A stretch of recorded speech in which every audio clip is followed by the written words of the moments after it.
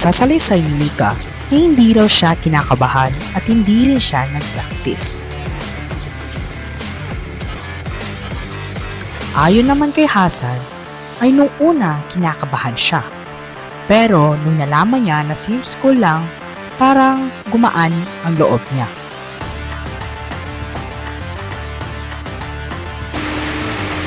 Inaasahan na muling magpapakitang gilas sina Hasan at ang kanyang team sa susunod na laban, ngunit wala pang eksaktong petsa kung kailan.